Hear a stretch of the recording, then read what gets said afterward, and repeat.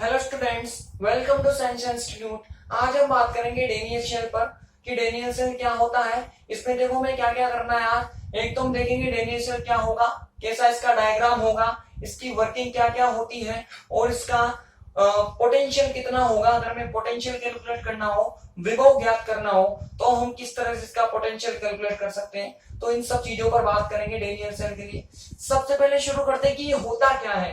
तो Daniel cell एक प्रकार का विद्युत रासायनिक सेल होता है, फोटोकेमिकल सेल होता है। अब फोटोकेमिकल सेल क्या होते हैं भाई? ऐसे सारे सेल जिनमें केमिकल एनर्जी इलेक्ट्रिकल एनर्जी में कन्वर्ट होती है, मतलब रासायनिक ऊर्जा विद्युत ऊर्जा में परिवर्तित होती है। ऐसे सभी सेलों को फोटोकेमिकल सेल बोलते हैं या विद्युत रासायनिक सेल बोलते हैं। तो इनमें भी वही होगा, केमिकल एनर्जी इलेक्ट्रिकल एनर्जी में बदलेगी, रासायनिक ऊर्जा विद्युत ऊर्जा में कन्वर्ट होगी। ये होगा डेनियल सेल। इसका जो फिगर होता है या डायग्राम होता है वो कुछ इस प्रकार का दिखाई देता है भाई। एक पात्र होता है, ये इस तरह से एक पात्र होगा, एक पोट होता है, इसी के पास में एक और पोट होगा इस तरह से, जिनमें सॉल्यूशंस भरे होंगे।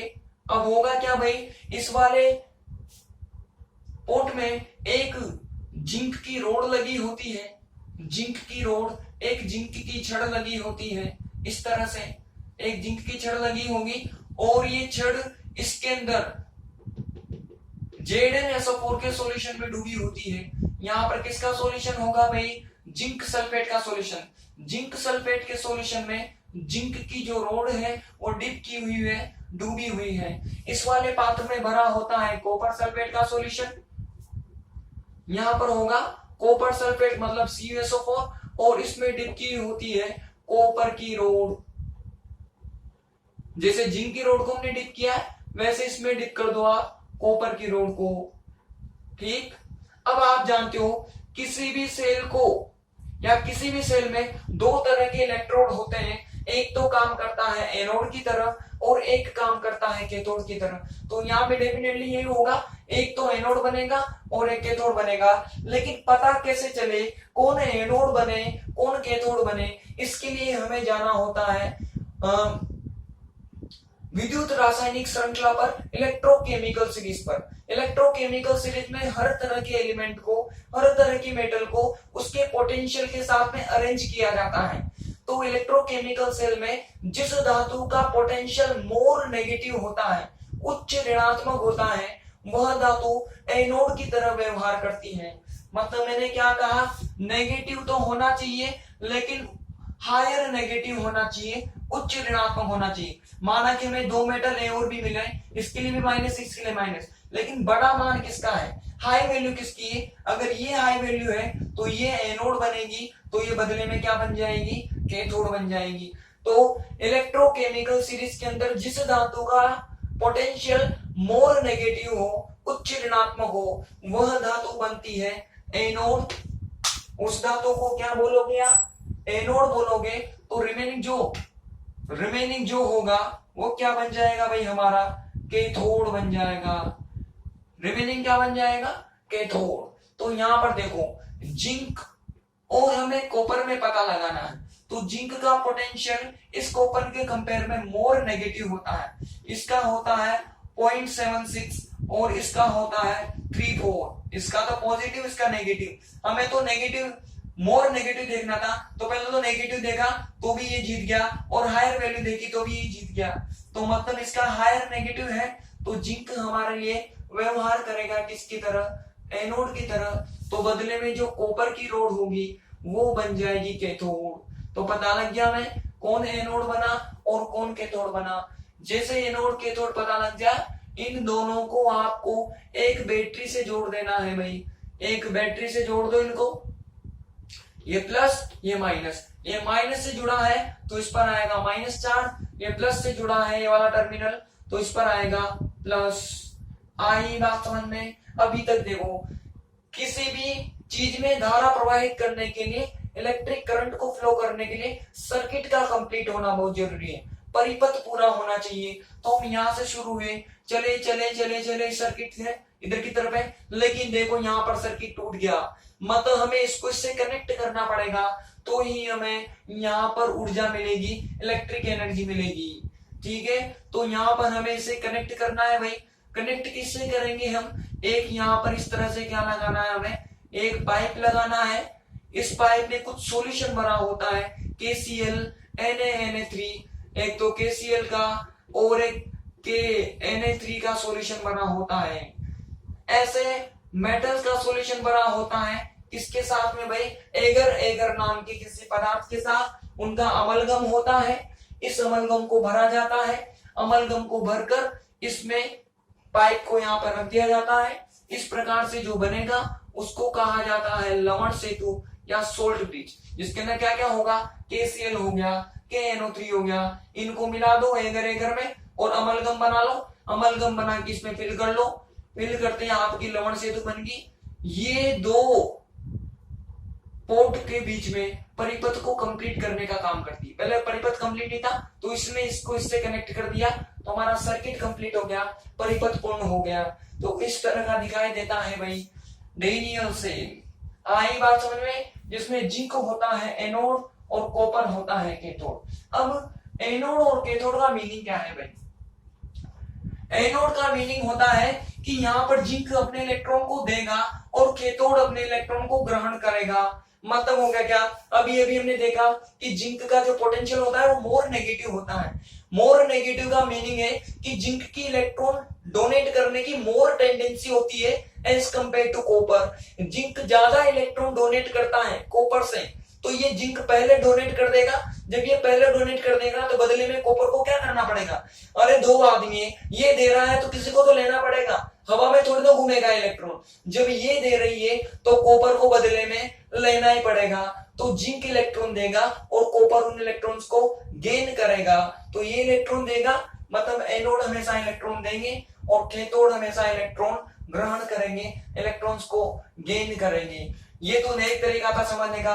दूसरा तरीका भी यही कहता है कि हमेशा जो इलेक्ट्रॉन होते हैं वो कहां से कहां जाते हैं, लोअर टू हायर पोटेंशियल के पास जाते हैं, निम्न विभव से उच्च विभव के पास जाते हैं। इधर प्लस है मतलब हायर पोटेंशियल, इधर माइनस है मतलब लोअर पोटेंशियल। तो ये कॉपर क्या करेगा, अट्रैक्शन लगाएगा इलेक्ट्रॉन पर। प्लस का मतलब इलेक्ट्रॉन में माइनस चार्ज होता है, यहाँ प्लस चार्ज है, तो अट्रैक्शन लगाएगा, इलेक्ट्रॉनों को खींचेगा, अट्रैक्ट करेगा। तो यहाँ से धीरे धीरे करके इलेक्ट्रॉन निकल निकल कर कॉपर के पास आने लगेंगे। कैसे भी समझ लो, बस हमें समझ में आना चाहिए। यहाँ पर इसलिए अट्रैक्ट कर रहा है क्योंकि हाई पोटेंशियल है। यहाँ पे ऐसे समझ लो इसका मोर नेगेटिव है, इसके इलेक्ट्रॉन को डोनेट करने की मोर टेंडेंसी है। आई बात समझ में। तो इनकी दो तरह की रिएक्शन होगी। अगर हम एनोड पर बात करें तो एनोड की जो रिएक्शन होगी वो हाफ सेल रिएक्शन क्या हो जाएगी भाई, अभी अभी हमने देखा एनोड इलेक्ट्रॉन को डोनेट करेगा तो जिंक ने इलेक्ट्रॉन डोनेट कर दिया। फिर जिंक की जो वैलेंसी होती है वह 2 होती है, मतलब कितने इलेक्ट्रॉन बाहर चले गए, 2 इलेक्ट्रॉन बाहर चले गए। यहां से इलेक्ट्रॉन पहुंचे, इधर की तरफ इलेक्ट्रॉन गए गए गए और कहां पहुंचेंगे भाई, ये कैथोड पर जाएंगे। तो कैथोड पर कौन प्रेजेंट है, कॉपर प्रेजेंट है। कॉपर यहाँ से किस किस फॉर्म में होगा, एक तो +2 और ये माइनस।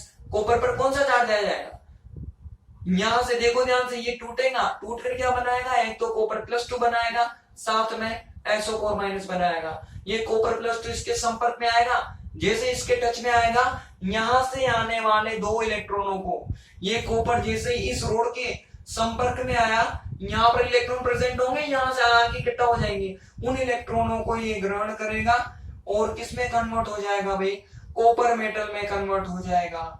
यहाँ पर जम जाएगा, ऐसे करके डिपॉजिट होने लग जाएगा ये कॉपर। तो ये रोड मोटी मोटी होती जाएगी और ये रोड पतली होती जाएगी। देखो यहाँ से जिंक का एटम था, पहले एटम था ऐसे करके, ये निकल गया, क्या बना, Zn+2 बना, मतलब ये सॉल्यूशन में चला जाएगा। तो यहाँ पर हमें थोड़ा सा खाली भाग मिलेगा, फिर थोड़ा सा खाली और हुआ, फिर थोड़ा सा खाली और हुआ, मतलब ये रोड तो पतली होगी, थिनर होती जाएगी, ये रोड थिकर होती जाएगी, मोटी होती जाएगी। आई बात समझ में। तो यहाँ से इसने दिए और इसने ले लिए, ये एनोड पर हाफ सेल रिएक्शन होगी, ये कैथोड पर हाफ सेल रिएक्शन होगी। कंप्लीट सेल रिएक्शन के लिए क्या करें, दोनों को ऐड कर दो, इलेक्ट्रॉन से इलेक्ट्रॉन कैंसिल हो जाएंगे, तो क्या बचेगा, लेफ्ट में कौन कौन नजर आया हमें, एक तो जिंक नजर आया, साथ में कौन है भाई, कॉपर +2 है। राइट में कौन कौन बचा, एक तो Zn+2 नजर आया और एक कौन है भाई, कॉपर है। ठीक है ना।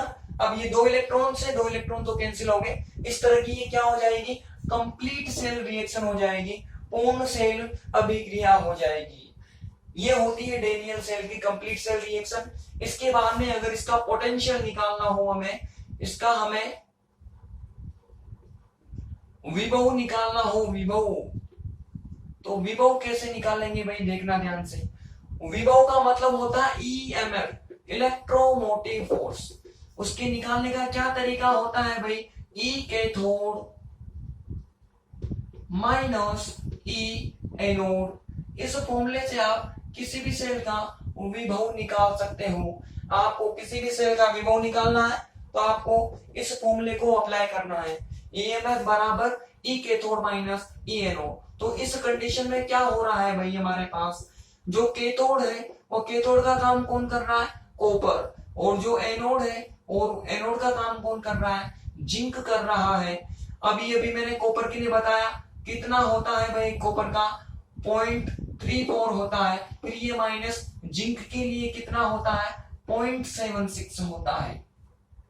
ठीक है, सोल्व कर दोगे आप इसे तो ये इतना आएगा, माइनस माइनस हो जाएगा प्लस, तो ये इतना आएगा।